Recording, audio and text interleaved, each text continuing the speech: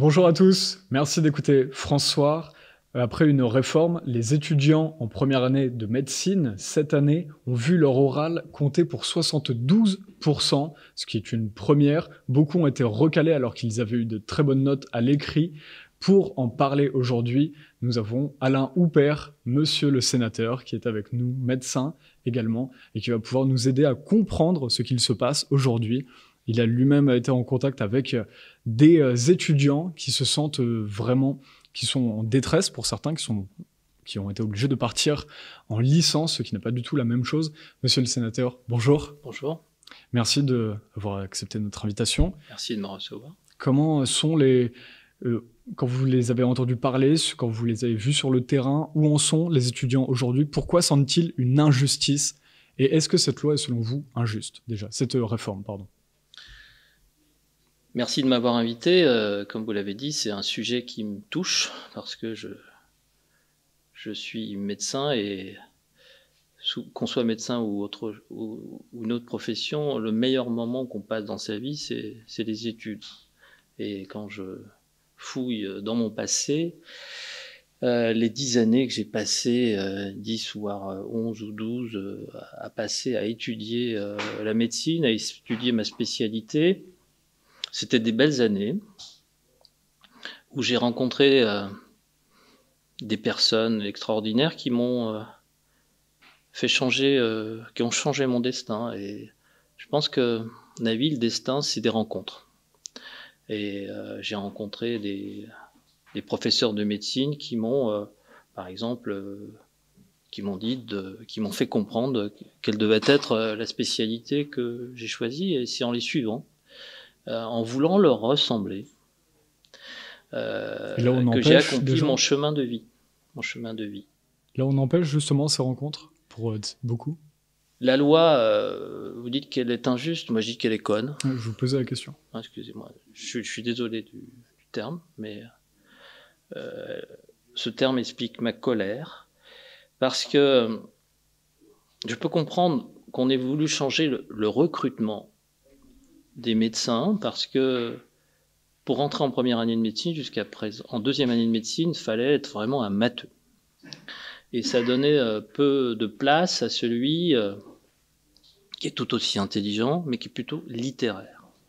Donc il y avait une sélection pas sur la compréhension ou sur la culture, mais plutôt sur la capacité à bachoter, à raisonner sur des chiffres, sur des sciences physiques. Donc peut-être que la loi, que le législateur ou que le ministre qui a été l'initiateur a voulu diversifier les profils en seconde année. Mais je pense que... En donnant la chance à des étudiants de pouvoir réussir par l'oral. En donnant la chance à des étudiants qui ont un autre profil que le profil matheux. Pour agir sur l'égalité des chances, comme vous dites. Mais passer un oral de 10 minutes qui représente, il faut le dire, 70% de la note. 72, exactement. 72% de la note finale. Sur donc 10 minutes d'oral sur des sujets de culture générale, sur des sujets de société. Pas du tout des sujets de médecine, il faut le rappeler. Sur des sociétés de culture woke, par exemple, parce que c'est la mode. Je crois qu'il y a une ville, une métropole où, je crois que c'est Bordeaux, où l'oral portait sur l'interprétation d'une chanson de Louis Chédid, et avec des jurys qui sont différents. Donc un jury, si les étudiants sont examinés par des jurys différents, on aura automatiquement des interprétations différentes, parce que le jury, l'examinateur, un examinateur en oral, il examine avec son vécu, son passé. Donc il y a déjà une égalité de traitement en fonction de l'examinateur. Son vécu encore plus sur des sujets de société? Est-ce que c'est encore plus que... Oui. Alors que l'écrit jusqu'à présent et en particulier depuis quelques années où les examens sont faits par des QCM, des questions à choix multiples. Donc là, il n'y a pas d'inégalité automatiquement, c'est celui qui a le plus de connaissances qui va gagner. C'est beaucoup plus objectif. Oui, en médecine, on demande des compétences et les compétences sont vitales pour des patients. Donc je suis d'accord pour la diversité. La diversité entre les gens qui sont très matheux et les gens qui sont un peu plus intellectuels, donc qui pourraient avoir plus de culture. Mais la priorité en médecine, c'est la compétence et pas le profil. Donc on veut changer le profil de l'étudiant en deuxième année de médecine, mais c'est grave parce que les 40 élèves qui ont été retoqués, c'était des gens qui étaient dans le haut du classement à l'écrit, qui se retrouvent à la fin parce que ils ont pêché pendant 5 minutes, ils n'ont pas été bons. Donc c'est grave parce que en 5 minutes, on démolit 8 mois d'apprentissage, 8 mois de bachotage. Et les études de médecine, c'est une année mise de côté. Surtout la première année. La première année. Mise de côté, où on bachote, on se réunit en groupe, on va pas en boîte, on va pas au bar, on va pas au restaurant. Les seules rencontres qu'on puisse faire, c'est rencontrer des amis avec qui on bosse, pour se sentir un peu moins seul. Et la première année de médecine, c'est vraiment une année de solitude. Et je me mets à la place de ces 40 personnes, dont Charlotte, que vous avez interviewée, qui se retrouvent mis au banc de la société parce qu'ils n'ont pas été bons pendant 5 à 10 minutes. Eh ben, c'est injuste. D'ailleurs, le ministère a compris son erreur puisqu'il a modifié le principe sur les années à venir. Et en attendant, on a 40 étudiants à Paris qui sont sur la touche. Qu'est-ce que ça implique pour ceux qui ne connaissent pas? Par exemple, Charlotte qui est partie en licence de médecine. Bah déjà pour eux, ça implique... c'est pas les mêmes chances de réussite? Qu'est-ce que c'est? C'est pas les mêmes chances de réussite, mais ça implique... Parlons du ressenti de ces 40 personnes. On leur a répondu, 40 étudiants, c'est une goutte d'eau. Dans le contexte actuel, 40 étudiants, c'est pas une goutte d'eau. Et moi, je réponds que pourquoi ne pas leur permettre d'entrer en seconde année avec leurs 800 collègues qui ont été choisis? Parce que ces 40 étudiants qui étaient dans le haut du classement ont été relégués à la fin. Et il y a des gens qui étaient à la fin qui savaient que de toute façon, ils n'allaient pas réussir et qui ont réussi.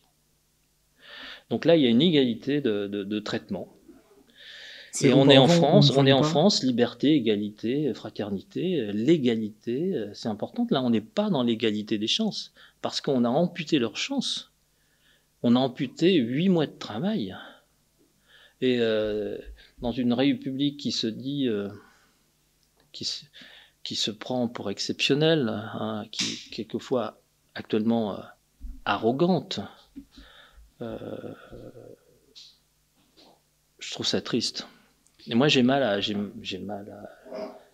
une expression, j'ai mal à ma France, qui est reprise par beaucoup. Moi, j'ai mal à ma France. J'ai mal à, quand je regarde mon passé, je me dis comment j'aurais réagi. Parce que quel bonheur quand j'ai vu en première année de médecine où j'étais dans les 100 personnes choisies. À l'époque, à Dijon, c'était 100 personnes. Quel bonheur, d'autant plus que cette année, ces gens-là n'ont pas le droit de redoubler. C'est doublement injuste. Ils ne sont pas de la bonne génération, ils ne sont pas nés à la bonne date. Donc c'est une inégalité de traitement, c'est une inégalité entre les générations. Moi je demande, j'ai écrit à la ministre, j'ai écrit à la présidente de l'Université de Paris de les réintégrer en seconde année. Et ça, c'est de l'humanité. Choisir... Le bon côté de ce changement de code, c'est de vouloir de la diversité, des gens qui soient un peu moins bachoteurs, qui aient peut-être un peu plus d'empathie. Mais l'empathie en médecine, on l'apprend pendant 8 années où vous êtes stagiaire, externe, interne, assistant, vous êtes guidé par un maître, c'est l'histoire de l'apprenti du maître, qui est le mandarin, qui est l'interne, qui est l'assistant, des gens à qui vous avez envie de ressembler, qui vous guident. Et puis, vous êtes pendant 8 années assis sur le lit du patient, à lui tenir la main. Automatiquement, vous avez de l'empathie.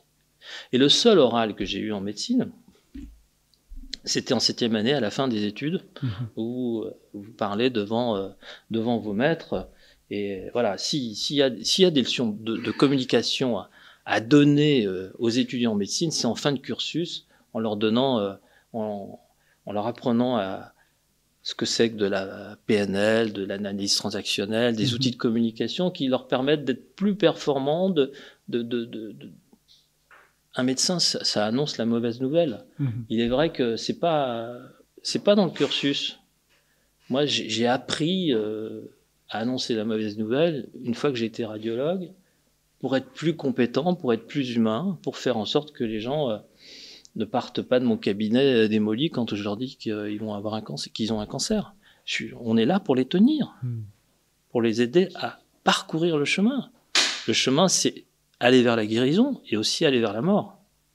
Et c'est pas en interprétant, en dissertant sur une chanson de Louis Chédid ou en dissertant sur la vague du wok qu'on apprend cette empathie. C'est ça. Et l'empathie n'a rien à voir avec la culture. L'empathie, c'est de l'humanité, c'est de la vérité du cœur. Et ça ne s'impose pas. Et donc moi, je ne lâcherai pas. J'ai écrit à la ministre, j'ai écrit à la présidente de l'université, j'ai alerté l'université de Paris. J'ai alerté la présidente de la commission des affaires sociales, Catherine Deroche, qui est médecin, qui est cancérologue. Je pense qu'on va poser une question d'actualité au gouvernement.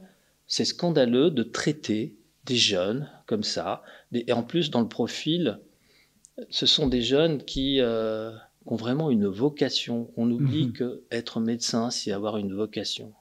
C'est comme rentrer en religion. Voilà. C'est un terme dont il ne faut plus parler, entrer en religion. Et on entre en médecine. On entre en médecine, on n'entre pas en sciences physiques, on entre en médecine. Et justement, parlons à côté de la vocation. Là. Vous parliez vous avez écrit à la présidente de l'université, vous avez écrit au ministère.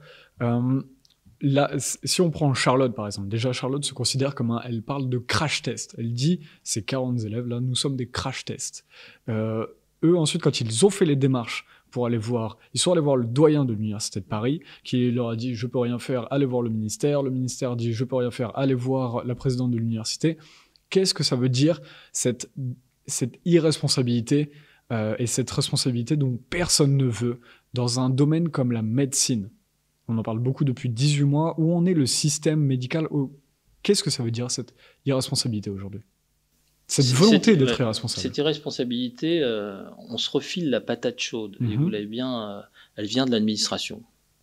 Et l'hôpital, actuellement, c'est 30% du personnel de l'hôpital, ce sont des administratifs. Et on dit qu'il manque de médecins.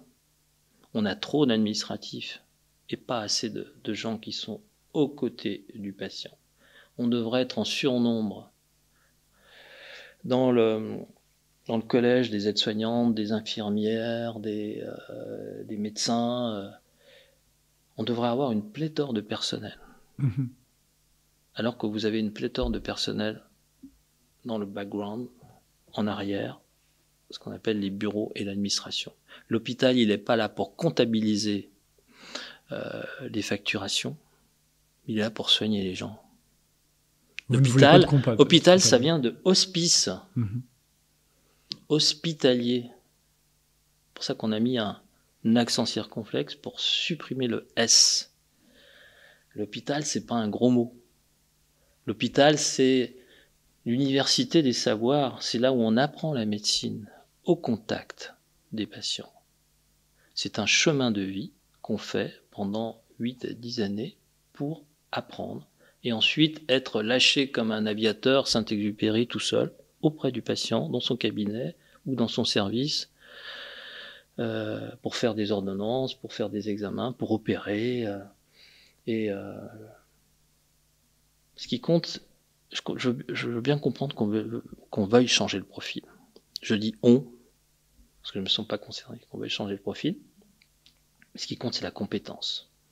Et c'est pas le profil. La compétence, c'est de l'acharnement à apprendre, toujours apprendre. Et apprendre à douter. La médecine, c'est l'université du doute. Et on est, depuis plusieurs années, dans beaucoup de certitudes. Que ce soit à l'hôpital ou dans le reste. Le nombre d'élus locaux qui appellent une préfecture, avant on disait bonjour monsieur le maire. Maintenant quand vous appelez, vous tombez sur un serveur vocal, appuyez sur 01, voilà, c'est déjà inhumain. Et puis quand vous écrivez, on vous répond pas. Pour un élu de la République, c'est pas évident. Et moi, en tant que parlementaire, ça fait 13 ans que je suis parlementaire, ça se dégrade. Partout. Toutes les interventions qu'on peut faire. Un parlementaire, c'est aussi là pour recoller les trous dans la raquette. Et actuellement en France, il y a beaucoup de trous dans la raquette où beaucoup de contribuables se sentent crachés, comme Charlotte. Il n'y a pas qu'en médecine, sur beaucoup de choses. Il faut remettre de l'humanité. L'intelligence, elle vient du cœur. Reprenons les phrases de Saint-Exupéry, de beaucoup de choses, de beaucoup d'humanistes qui nous ont prélevés. Et en crachant ces 40 personnes, on crache sur les racines, sur les anciens médecins qui ont été fermés d'une manière traditionnelle, et on insulte l'avenir des jeunes. Et c'est ça qui me choque et qui me bouleverse. Est-ce que vous avez espoir que du coup on puisse aider, qu'il y ait des moyens d'action pour ces gens-là, ou est-ce qu'ils sont condamnés à faire... J'espère. Quand je suis rentré au Sénat, j'ai rencontré un grand sénateur qui s'appelait Robert Badinter, qui s'est battu contre la peine de mort et qui, en petit comité, vous parlait de la façon dont il intervenait auprès des présidents de la République pour demander la grâce présidentielle. C'est ce que je suis en train de faire. La grâce ministérielle ou la grâce des présidents. Retrouver le chemin du cœur et de l'humanité et réintégrer ces personnes, 40 à Paris et dans d'autres régions. Et c'est très important parce qu'on a besoin de médecins. On parle de déserts médicaux et on est en train de gâcher des cerveaux, peut-être des futurs prix Nobel, peut-être des grands chirurgiens, des grands chercheurs. Ça s'appelle insulter l'avenir. Est-ce que rapidement, avant de aller sur un autre sujet, c'était très intéressant, mais juste, est-ce qu'on peut imaginer que c'est aussi ceux qui là sont passés alors qu'ils avaient 10 environ de moyenne à l'écrit, est-ce que ça fait aussi des gens qui peut-être n'iront pas jusqu'au bout du cursus, ou qui n'ont pas la vocation même d'être médecin? C'est possible parce que tout le monde ne va pas au bout de ces études de médecine. C'est des études difficiles parce que certaines personnes s'aperçoivent qu'ils n'étaient pas faits pour ça. Pour ça que je pense que la loi voulait changer le profil. Bien sûr. Mais donc je pense que ceux qui n'ont pas assez travaillé seront plus fragiles pour tenir.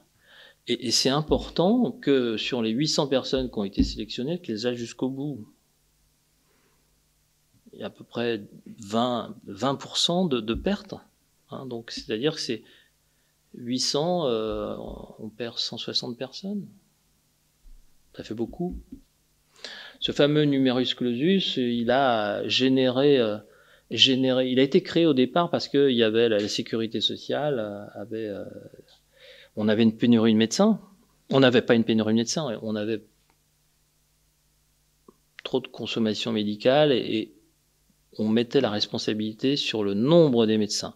Je me souviens, il y a une vingtaine d'années, on a incité des médecins à partir en retraite plutôt avec certains avantages. Mais maintenant, on n'est plus là-dedans. On a besoin de médecins. Et les médecins, en médecine, il y a à peu près 70% des étudiants qui sont des femmes. Parce que les femmes, les jeunes femmes, sont plus sérieuses que les garçons. À l'école, ouais. Ça a été montré sociologiquement. Et sociologiquement, donc, et souvent, ces personnes après, elles se marient, elles font des enfants, donc elles ont moins de besoin de travailler qu'un homme qui est souvent chef de famille. N'allons pas sur des terrains glissants. Okay. Restons sur la médecine. Mais il y a un complément entre l'homme et la femme qui est important. Mais donc, il est un fait qu'il y a beaucoup de femmes qui deviennent médecins, qui abandonnent, donc sur ces 800 personnes, c'est pas 800 étudiants qui vont sortir dans 8 ans. Hein, donc, en mettre 40 de plus, je pense que ça rétablira les choses. Donc, ce numerus clausus a été créé par Simone Veil, je me souviens. Et je me souviens, j'avais manifesté à Paris parce qu'on était contre. Et ce numerus clausus, tout le monde dit que c'est quelque chose de complètement injuste, c'est complètement débile pour la formation des médecins, puisqu'on en manque. Actuellement, on va chercher des médecins à l'étranger, en Roumanie, en Espagne, en Belgique. On a intérêt à le faire supprimer, mais il existe toujours. On a 800 personnes, pas un de plus. Ça changera pas. Vous savez, pendant la guerre, les tribunaux d'exception où on jugeait les gens, on a amené des jeunes au peloton d'exécution. Moi, je demande qu'on juge, qu'on juge de manière humaine, et puis comme on fait beaucoup de gens pendant la guerre, en cachant des personnes pour leur éviter, en sauvant des personnes du peloton d'exécution, c'est pas une bonne comparaison. Mais c'est une illustration, parce que vous avez parlé de crash test. Crash test, c'est plutôt un terme automobile et industriel. C'est Charlotte elle-même qui se jugeait comme ça. Se juge comme ça, parce qu'elle a pris le pare-brise. Elle a pris le pare-brise. Et ça va laisser des cicatrices toute sa vie. Moi, je demande que Charlotte, je l'ai eu au téléphone, c'est un être en devenir, cette jeune femme, qui s'exprime bien, elle a, à son âge, je ne m'exprimais pas comme elle. Et qui, du coup, pour rappeler pour les auditeurs, elle était elle était avant la 300e place, 298, si je me souviens bien, et est tombée au-delà des 800 admis. C'est gâcher un profil, et un beau profil. Et dans les 40, j'en ai eu quelques-uns au téléphone, ce sont de beaux profils. Ce sont des gens qui ont choisi de faire médecine, qui veulent faire médecine depuis des années. C'est leur rêve d'enfance, leur rêve d'adolescent. On leur coupe les ailes. Alain Houpert, merci d'avoir été avec nous. C'est moi. Merci d'avoir accepté cet entretien. Vous pouvez partager aussi cet entretien sur tous les réseaux que vous suivez et n'hésitez pas à soutenir François. François appartient à ses lecteurs, ses auditeurs. Donc merci d'être avec nous et vous pouvez faire vos dons sur françois.fr/soutien. Merci d'avoir été là. Merci Alain Houpert. Merci.